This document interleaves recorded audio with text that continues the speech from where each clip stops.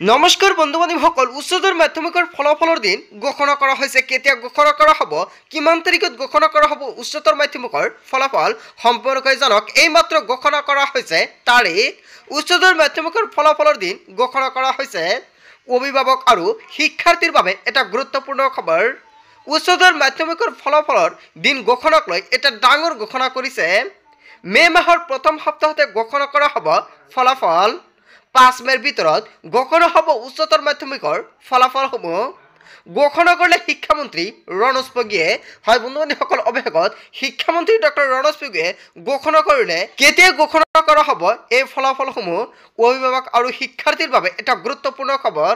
উচ্চতৰ মাধ্যমিকৰ ফলাফল আপুনি কেনেকুৱাকৈ চেক কৰিব, নিশ্চয় সম্পূৰ্ণকৈ এইটো ভিডিঅ'ৰ মাধ্যমত জনাই দিম। সব বন্ধু বান্ধৱীসকল, আজি মূল ভিডিঅ'খনত আপোনালোকক এইখিনি সৰু এটা ইনফৰমেশ্যন দিবলগীয়া আছিলে।